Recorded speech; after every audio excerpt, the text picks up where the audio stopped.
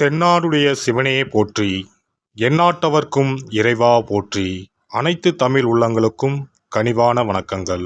நிகழும் ஸ்ரீ மங்களகரமான விசுவாச ஆண்டு ஆவணி மாதம் 16ஆம் நாள் திங்கட்கிழமை அன்று நவமி திதியில் கேட்டை நட்சத்திரத்தில் விஸ்வகம்பம் நாமயோகத்தில் பாலவம் கர்ணத்தில் சித்தயோகம் கூடிய நன்னாளில் இந்த சீர்மிகு செப்டம்பர் மாதம் பிறக்கிறது. இம்மாத கிரகப்பெயர்ச்சி என எடுத்துக்கொண்டால் சுக்கிர பகவான் 14ஆம் தேதி கடகராசியில் இருந்து சிம்ம ராசிக்கு பயிற்சியாகின்றார். புதன் பகவான் 15ஆம் தேதி சிம்ம ராசியில் இருந்து கன்னிராசிக்கு பயிற்சியாகின்றார். சூரிய பகவான் 16ஆம் தேதி சிம்ம ராசியில் இருந்து கன்னிராசிக்கு பயிற்சியாகின்றார். செவ்வாய் பகவான் கன்னிராசியில் இருந்து துலாம் ராசிக்கு 13ஆம் தேதி பயிற்சியாகின்றார்.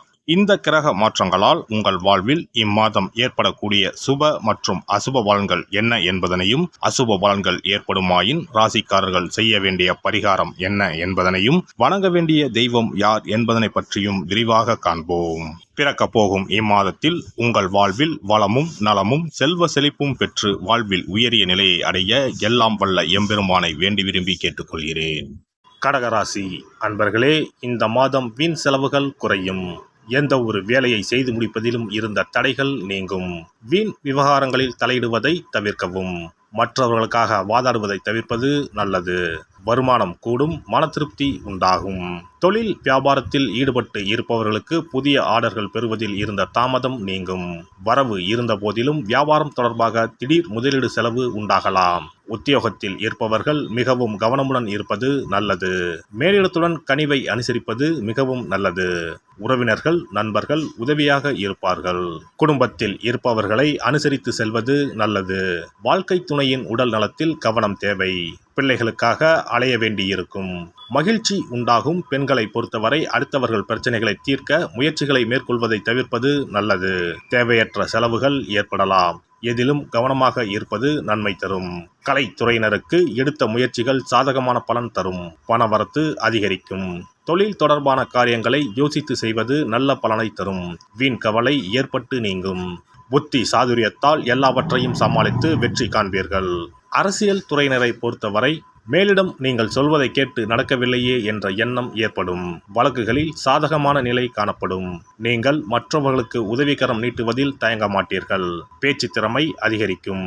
மாணவர்கள் ஆசிரியர்களின் உதவியுடன் பாடங்களை சந்தேகம் நீங்கி தெளிவாக படிப்பது நல்லது. மனதில் உற்சாகம் உண்டாகும். நட்சத்திர பலன்கள் புனர்பூசம் 4ஆம் பாதம். இந்த மாதம் உடற்சோர்வு உண்டாகலாம். பூர்வீக சொத்துக்கள் மூலம் வரும் வருமானம் தாமதப்படும். திருமணம் தொடர்பான முயற்சிகளில் சாதகமான நிலை இருக்கும். தொழில் வியாபாரம் தொடர்பான காரியங்களில் எதிர்பாராத தடை ஏற்பட்டு நீங்கும். பணவரத்து அதிகரிக்கும். எதிர்பார்த்த பண உதவி வந்து சேரும். உத்தியோகத்தில் இருப்பவர்கள் மேல் அதிகாரிகளை அனுசரித்து செல்வது நல்லது. பூசம் நட்சத்திரம். இந்த மாதம் அலுவலகம் தொடர்பான பணிகள் தாமதப்படும். எதிலும் கவனம் தேவை. குடும்பத்தில் இருப்பவர்களுடன் வீண் வாக்குவாதங்களை தவிர்த்து சாதாரணமாக பேசுவது நல்லது. வாழ்க்கை துணையுடன் இருந்த மனஸ்தாபங்கள் நீங்கும். நண்பர்கள் உறவினர்கள் வருகை இருக்கும். பிள்ளைகள் நலனில் அக்கறை காட்டுவீர்கள். ஆயுள்யம் நட்சத்திரம். இந்த மாதம் வீண் வாக்குவாதங்களை தவிர்ப்பது நல்லது. கடும் முயற்சிகள் பலன் தரும். செலவுகள் அதிகரிக்கும். சாதகமான சூழ்நிலை குடும்பத்தில் காணப்படும். மற்றவர்களுக்கு உதவி செய்ய வேண்டும் என்ற எண்ணம் உண்டாகும். விட்டு சென்ற நண்பர் மீண்டும் வந்து சேர்வார். அதனால் மகிழ்ச்சி உண்டாகும். திங்கள் கிழமையில் ஆதி பராசக்தியை வழிபடுவது காரிய தடைகளை நீக்கும். மன அமைதியை தரும். சிறப்பு பரிகாரம். சொந்த வீடு அமைவதற்கு ஆன்மீக பரிகாரம்.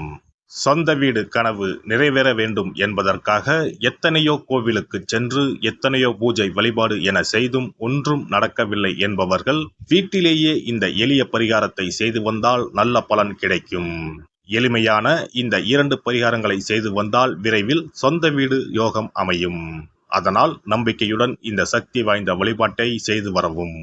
எவ்வளவுதான் சொத்து பணம் இருந்தாலும் நமக்கென்று ஒரு வீடு இல்லை என்றால் அது மனக்குறையாகவே இருக்கும். சொந்த வீடு வாங்க முடியவில்லையே என்பது பலரின் ஏக்கமாகவும் கனவாகவும் இருந்து வருகிறது. சொந்த வீடு வாங்க வேண்டும். வாங்கிய இடத்தில் விரைவில் வீடு கட்ட வேண்டும். ஏற்கனவே துவங்கியிருந்த வீட்டின் பணிகளை பணப்பற்றாக்குறையால் கட்டி முடிக்க முடியவில்லையே என்ற கவலையில் இருப்பவர்கள் ஏராளம்.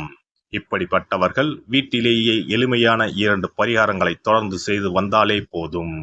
சொந்த வீடு வாங்க வேண்டும் என்று நினைப்பவர்கள், அதற்கான முயற்சியில் ஈடுபட்டிருப்பவர்கள் ஒரு சிறிய அகல் விளக்கில் விளக்கெண்ணெய் ஊற்றி தீபம் ஏற்ற வேண்டும். மகா விஷ்ணுவின் அவதாரங்களில் ஒன்றான வாமனரை மனதில் நினைத்து சொந்த வீடு அமைய வேண்டும் என்று பிரார்த்தனை செய்து கொண்டு மாதந்தோறும் வரும் திருவோண நட்சத்திரத்தன்று வீட்டின் அக்னி மூலையான தென்மேற்கு மூலையில் இந்த விளக்கை ஏற்றி வைக்க வேண்டும். அக்னி திசை என்பது மண்ணுக்குரிய திசையாகும். அதாவது அங்காரகன் எனப்படும் செவ்வாய் பகவானுக்கு உரிய திசை இதுவாகும். 3 அடி மண் கேட்டு 3 உலகையும் அளந்தவர் வாமனன். அதனால் அவரை நினைத்து பால் பாயசம் நிவேதனமாக படைத்து வழிபட்டு வந்தால் விரைவில் சொந்த வீடு யோகம் அமையும். மற்றொரு பரிகாரமாக வீட்டில் பயன்படுத்தும் காமாட்சி விளக்கு அல்லது கஜலட்சுமி விளக்கு அல்லது வழக்கமாக பயன்படுத்தும் ஏதாவது ஒரு விளக்கை எடுத்துக்கொள்ளுங்கள். விளக்கை சுத்தம் செய்து மஞ்சள் குங்குமம் வைத்து வாசனை மிகுந்த வெள்ளை நிற பூக்கள் சாற்றுங்கள். பிறகு 5 ரூபாய் நாணயத்தை விளக்கிற்குள் போட்டு நெய் அல்லது எண்ணெய் ஊற்றுங்கள். ஒரு சிறிய தட்டின் மத்தியில் மஞ்சள் குங்கும பொட்டு வைத்து அதன் மீது 5 ரூபாய் நாணயத்தை வைத்து நாம் ஏற்கனவே தயார் செய்த விளக்கை இதில் வைத்து விளக்கினை ஏற்ற வேண்டும். தினமும் காலையில் 6 மணி முதல் 7 மணிக்குள் இந்த விளக்கை ஏற்றி வந்தால் விரைவில் வீடு கட்டுவீர்கள். 5 ரூபாய் நாணயம் என்பது குபேரனுக்கு உரியதாகும். இதை விளக்கில் போட்டு ஏற்றுவதால் வீடு கட்டுவதற்கான அல்லது வீடு வாங்குவதற்கான பணம் ஏதாவது ஒரு வழியில் உங்களுக்கு கிடைக்கும். காலை 6 மணி முதல் 7 மணி வரையிலான நேரம் என்பது ஞாயிற்றுக்கிழமையில் சூரியன், திங்கள் கிழமையில் சந்திரன், செவ்வாய்க்கிழமையில் செவ்வாய், புதன் கிழமையில் புதன், வியாழக்கிழமையில் குரு, வெள்ளிக்கிழமையில் சுக்கிரன், சனிக்கிழமையில் சனி என நவக்கிரகங்களில் பாவ கிரகங்களான ராகு, கேதுவை தவிர்த்து மற்ற 7 கிரகங்களையும் குறிக்கும் ஹோரை நேரமாகும். இந்த நேரத்தில் விளக்கு ஏற்றுவதால் நவக்கிரகங்களின் அருள் கிடைத்து பூமி யோகம் உண்டாகும். எந்த ஒரு பரிகாரம் என்றாலும் மனதில் முழு நம்பிக்கையோடும் இறைவனை உறுதியாக வேண்டி வழிபாடு செய்தால் மட்டுமே பலன் தரும். எளிமையான இந்த பரிகாரத்தை தொடர்ந்து செய்து பயன்பெறுங்கள். எல்லாம் வல்ல இறையருளால் நீங்களும் உங்கள் அன்பு குடும்பமும் உடல் நலம், நீலாயுள், நிறை செல்வம், உயர் புகழ், மெய்ஞானம் ஓங்கி வாழ்க வளமுடன். இந்த வீடியோ பதிவு உங்களுக்கு பிடித்திருந்தால் லைக் பண்ணுங்க, கமெண்ட் பண்ணுங்க, ஷேர் பண்ணுங்க, மறக்காம சப்ஸ்கிரைப் பண்ணுங்க, பக்கத்துல இருக்கிற பெல் பட்டனை கிளிக் பண்ணுங்க. நன்றி, வணக்கம். ஓம் நமச்சிவாய. சிவாய நம.